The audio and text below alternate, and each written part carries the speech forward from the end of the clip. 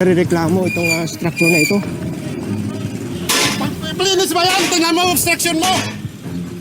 Kung nakakaintindi ka sa gobyerno, presero sa gobyerno. Pag-clear rin ako. Magki-clearing kami, huwag kang magtitigas-tigasa kasi ng ulo nito.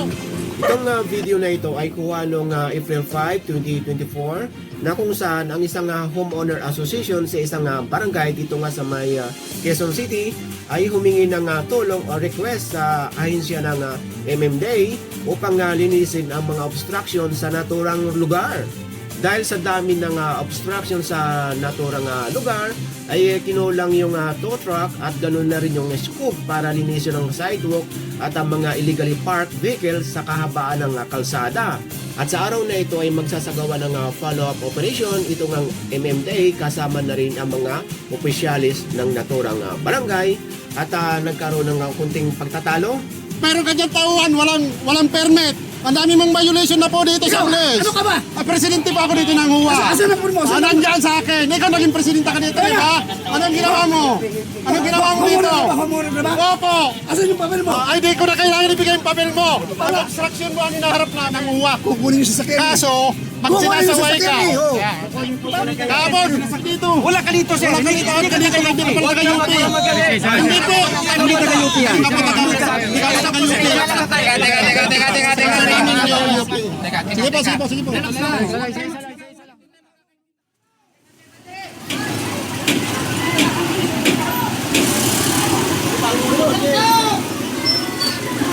Siguro pa yan.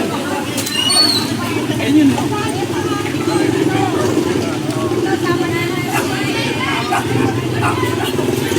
Magandang umaga sa inyong lahat. Ngayon ay April 8, 2024.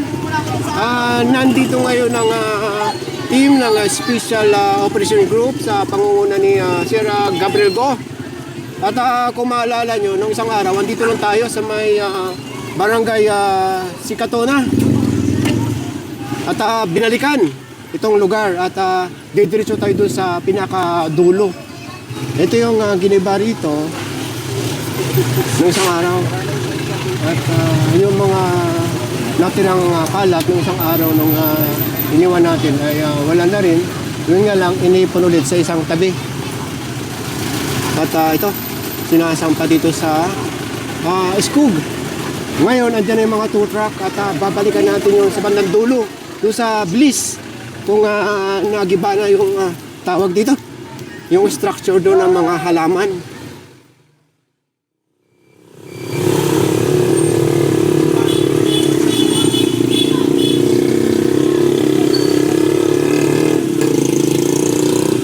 Magandang umaga ulit sa Sir Alan. Magandang umaga, sir. Habang naglalakad tayo, ayan si Sir. Talaga namin, ha? Oh, Nandiyan pa ba? mayroon pa doon. Sa may pader, bumalik. Ano doon ba? Oo. Hanggang inikutan ng team yung area. Anong nangyari? Bumalik ba, Sir Alan? Or hindi pa tinatanggal? Mayroon na pong bumalik, natanggal lahat, pero after nung umalis po ang operation ninyo ay nagsibalikan na naman po. Yung isa bang sasakyan dyan na hindi na umaandar, andyan pa ba? Oo, nandiyan pa po. Kung kailangan sana, makarga po yun. Okay sir, maraming salamat. Salamat din po. So lahat ng mga naiwan dito, ikakarga na sa scoop or tow truck.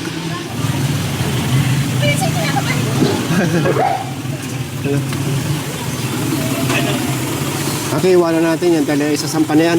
Dito tayo sa bandang unahan. Titignan natin yung activities dito.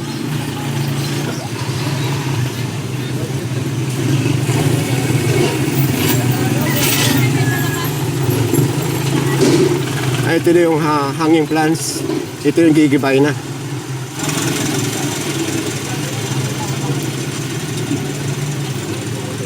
Ito nabuksan na. Makukuha na yung chassis number niyan at mahahatak na yan. So iwanan muna natin sandali yan. Iikot lang tayo dito sa kabila at maraming mga sasakyan daw dito na nakaparada. Ito yung sinasabi niya, marami rin dito sa kabila.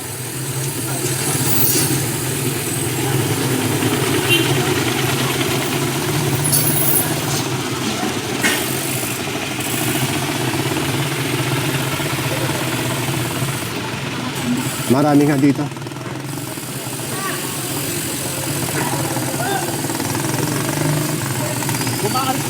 Palitin ko lang lang.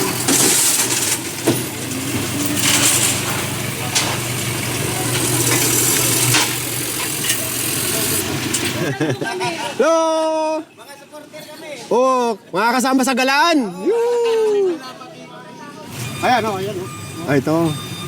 Oo. Dinudumihan lagi. Dahil kung may nakapark dito, mayroon silang cover para magdumi. Opo, ayun, yun.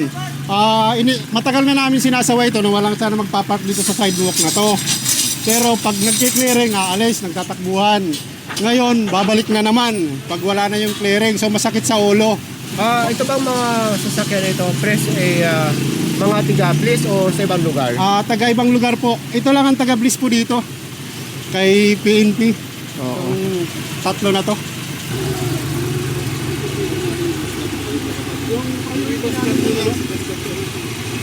Yung mga nagpakarap pa dyan.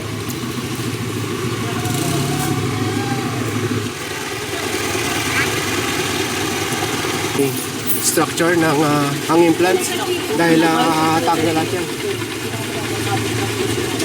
Ito na yung structure at nasa harap na nila yung scoop.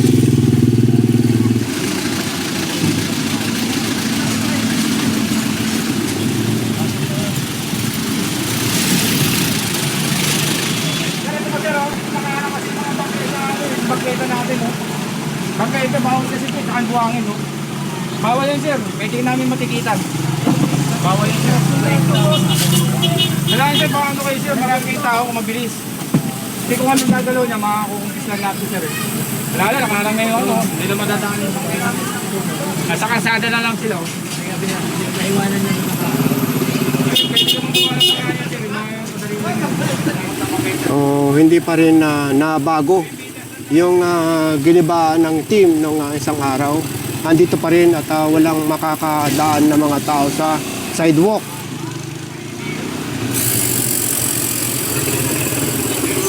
Gigibay na ngayon yan.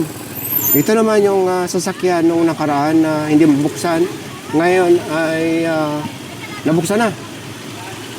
At alamin natin mamaya kung anong mangyayari ngayon sa sasakyan na yan. Kung mahahatak or yung may-ari na mismo ang mag-aalis dito.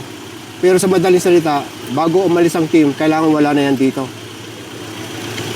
Kasi priority na talaga namin yan. Matanggal. Bago nilang gibayin niya, kailangan wala na yung mga basura dyan. Opo. Kasi masyadong obstruction yan. Matagal na po yan dito. Talaga yun, sir. Opo. So, ang mangyayari dito ay tatanggalin mo na yung mga halaman. At pagka wala na yung mga halaman na yan, gigibay na itong structure. So, dalawa na yung truck. Malamang kakasya na lahat yung mga hahakutin dito. Sidewalk para sa tao to. Tingnan mo ang mga mo structure. Giba mo eh! Pinapag-giba talaga namin dahil programa na to ng gobyerno. So ikaw pa kasi lagi ang nagmamatigas dito. ang matigas. Nagpresidente ka dito, di ba? Anong ginawa mo dito nung nagpresidente ka? Tinatanong ko lang yung batas. Binaraubasan mo yung lugar. Hindi ako nag-ibig sa'yo. Tinatanong ko lang kung anong batasan may inaano nito. Bahala na po yung gobyerno po dyan. Kasi linilinis lang po namin ng obstruction mo dito sa sidewalk. Illegal Ayan o, parking. kitang-kita po Pag naman sinabi yan. ko lang, illegal parking, may batas. Ano batas? Alam po ng MMDA po yun. Kaya nga, ano batas? Ano batas? Ito, ano nakikita mo po dito sa obstruction mo? Okay. O, inoccupy mo. Meron ka pa doon, sidewalk, ginawa mo yung structure. Tinatanong ko kung Meron ka ano diyan ba? Ang dami mong violation na po dito sa Ikaw, place. ano ka ba? Presidente pa ako dito ng huwa. Asan ang phone mo? Asan ang- Nandyan sa akin. Ikaw naging presidente ka dito, di ba? Anong ginawa mo? Anong ginawa mo dito? Homeowner ka ba? Opo. Asan yung papel mo? Ay, di ko na kailangan ibigay yung papel mo. Ang obstruction mo ang hinaharap namin. Ito po yung matigas ang ulo dito. Naging presidente po siya. Lawyer po siya. Tingnan niyo ang ginawa. Obstruction niya dito sa sidewalk. Lahat yun, makikita niyo naman po.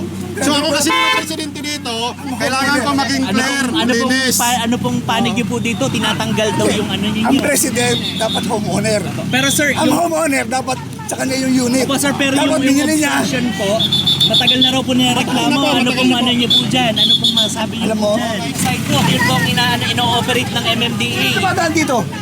Sino Pero tumadaan? Sino? sidewalk po is daanan ng tao. Sino tumadaan? Mga tao po. Wala akong Paano tao po ito. dadaan kung may ano po, kung may... Dalawa yung sidewalk natin, yan ang isa at isa. Ito meron may space pa. Lagi yan. Pag Ayun yung malaki. Diba? Pero sa inyo, okay lang po yan. Wala po nalalabag. Kung may batas, mayroong nalalabag. Anong batas? Ang sinasabi nyo. Sabihin sa akin, kasi abogado ako eh. Opo. Bawal. Ito, wag na naman tayong magtalo. Yung pinagtatalunan dito, yung mga obstruction mo, nalilinisin natin, namin. Kukunin yung pwede. As Juan, presidente ng UWA. Kukunin yung sasakyan. Kaso, pag Kukunin yung sinasaway ka, sasakyan eh. Oh. kapon! Wait lang. Hindi tayo matatapos dito eh. Kung kayo may punto, sila may punto, naiintindihan ko po kayo, both sides kung ano pong punto nyo. Ito na lang po sa amin, okay? Hindi po ako nakikipagtalo ha. One, meron po kasing complaint, that's why we are acting on it. Okay, pangalawa, if you are saying that there is an alleged collection of anything here, opo, kung sinasabi niyo po, that's why I'm saying, Yes, I was invited to opo, attend the meeting. that's why I'm saying allegedly because I was not Allegedly, there. they are Okay, implementing. if you have the evidences to foresee that, then you can file a complaint on that. Okay? I Okay, opo, yung sa amin ngayon, now you are saying, sinasabi po ng kabilang panig naman na hindi naman to private at public naman to. Hindi, ito lang po sa akin kasi hindi po kami DHSUD, hindi po ko HLURP para po Kukunin ko yung magdikta. dokumento na sinasabi private ito. Opo, ganito po. May dokumento ko sa loob ng bahay. Ganito po. Ang sa amin, we are acting on a complaint, whether it's a private road, as long as there is a complaint at coordinated po sa barangay and the barangay approve of the You must hear the operation. complaint. And give Our opportunity. barangay on the Alam other mo, part is si not Cristo. informed. Si Never Cristo, sabi informed. Cristo. Pupunta akong barangay ngayon, may inform Adan, sa huwag mong kanila. kakainin ng mansanas na yan. Bakit sila Ano kinain ni Adan? Tinanong ni Cristo, Adan, kinain mo ba yung Juan? That is, Biblical na tayo na. hindi, kung yan eh. Sige po. Wag na po tayo pumunta sa iba't You're right. Wag na po tayo pupunta sa iba't ibang Batas na kung yan aspeto. eh. Due process. ang tawag Exactly. doon. Pagka sinumbong ka nila, tama ba yun? Opo. Pakinggan mo ako, di ba? Hindi, ako po muna pakinggan nyo dahil Oh, ako sige. po ang nagsasabi sa Hindi, inyo pakinggan natin, kung ano oh. po ang nangyayari. Oh, okay. Sinasabi ko sa inyo, under due process, under the protocol of clearing operation. Yan, oo. Oo. Bibigyan ako ng pagkakataon. Once an operation was requested by a legitimate party, which is a barangay or homeowners association, we coordinate with the barangay. So now, where is the barangay representative? Pakitaas po saglit ang kamay. It was not informed. Kayote po. Asan? May papel po kami. Asan? Oh. Boss, huwag ka sumisigaw. Hindi kita sinisigawan. Mayroon po kami. Doon na tayo makita sa korte. Wait lang po. Wait lang po. Sinasabi Yopi po niyo ito, wala. Hindi ako sinasabi. Sinasabi niyo po wala. Wala na po lang nasaan. Pang ilang beses na po itong kinlir? Dami na po. Dami na. Okay, last week kinlir po to with the barangay. Wala. Meron po kami dito yung barangay. Barangay ano po? Coordinated po ng barangay. Meron po. na-inform ng Walang barangay si Katuna Bliss, barangay UP. Opo. Meron po. dapat lahat ng barangay. Based on the complaint. Meron. Okay, asan yung complaint? Anong mali? Nasaan ba yung complaint? Nasaan yung complaint? Ang UP Bliss, walang barangay yan. UP po ang barangay dito. Ay, UP po Mali kami. po. UP. Na, mali po yung sinasabi niyo. Meron po coordination. Kung mali man yung barangay, coordinated po ng barangay. Ito yung barangay. Ito po yung barangay. oh. Yung sa barangay. Nagdala po kami ni... Asan yung ID? Ayan, this is barangay. ID. Barangay ano? Pinadala, UP Campus. Barangay UP Campus po. Yes, so. Pinadala ni Cap Mapala yan. Asan yung mo? Asan yung order na pupunta ka dito? Pinapunta lang po kami dito para mag-assist. Assist po ang sinabi sa amin. Being a barangay, he is in authority already. Dapat lahat ang barangay. Kung nireklamo kayo, lagi kayo Kami po ano. mag-assist kami dito. Wala sila reklamo. Meron po nag-assist. complaint galing po sa Homeowners Association, pirmado po ng presidente. Kaya nga, walang barangay, Tapos, wala. ito po nga po, kino-ordinate po sa barangay to last week with the approval of the barangay, may litrato po, lahat na inaprubahan ng barangay po ang operation. Hindi po trabaho namin na mag-inform sa bawat barangay. It should be the responsibility of the barangay to inform you guys if there is a clearing operation, not us. Ang sa amin, we coordinate with the local government unit, which is the barangay. Pag hindi po kami pinayagan ng barangay, we will not come in. But it was approved by the local government, which is the barangay. Hindi po kasi sakop yung barangay ng isa. Wag mo ako sisigawan. Wait lang. Hindi. Wait lang, press. Sige lang. Pwede ba ako? Boss, ito lang para hindi na humaba to. The same goes with it. May clearing operation. Clearing po. Ngayon, kung ang pinoproblema nyo, sinasabi nyo, hindi po siya nag-coordinate sa barangay, ako po mismo nagsasabi sa inyo, bilang MMDA, kami po nag-coordinate kami sa barangay. Now, pag hindi kami pinayagan ng barangay, hindi kami papasok. Okay? Now, in-approve po ng barangay. Okay? So pumasok kami, clear po namin kung ano po dapat i-clear. kayo ng barangay, ngayon lang dumating yung barangay. Kanina pa yan. Kanina pa yan, nandun. Nandun siya. Kami dito. Wala ka dito, sir. Wala kami dito. Hindi ka pala taga-UP. Hindi po. Hindi taga-UP yan. Hindi ka pa taga-UP. Sige po, sige po, sige po. Isa lang. Ay, paliwanag na lang. Tamang forum ang kalsada. Tama, yun na kayo. Kung may reklamo po kayo sa... Hihingi ako ng pasensya sa inyo dahil hindi ko nagustuhan yung ginagawa. Ganito po. If this is not a private and this is a public road, just in case lang po, May right kayo. mas lalo po kami may right. Right. Mas lalo po Sinabi kami may sa amin, right. may right kayo. Opo. So doon lang po tayo magbasehan na lang. So ngayon ang sa amin, we are acting on a complaint, approved by the barangay, coordinated with the barangay na nakakasakop po dito. So ang pagpasok po namin dito is legal at sumusunod po kami sa protocol. Now, if there is concerns of the citizens or the other constituent here, pwede po kayo mag-complain na lang sa barangay po. At kung sa tingin nyo, kailangan nyo po dalhin sa sitol, Hindi. Okay. nasa inyo po yun. Accepted. So itong resulta, mahihila din itong sasakyan or makiklear lahat ng mga obstruction dito sa haba ng kalsada. At pati yun, aantayin natin yun. Comedy din to si Sir eh. Baka daw magasgas.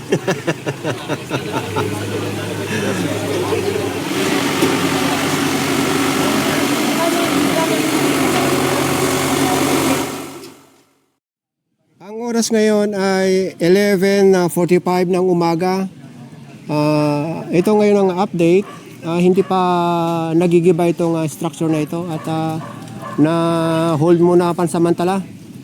Mayroon pang konting pag-uusapan ayon sa legal. Ngayon, yung mga illegally parked vehicle dito, kasama na yung hindi nahatak kahapon, yung sira na dyan, yung flat, at walang license plate. Eh yun, nahatak na. So, babalikan na lang natin ulit yan mamaya. Ang oras ngayon na ay 11:45 nga. Baka mamayang hapon, balikan pa natin ito. Okay, tara na.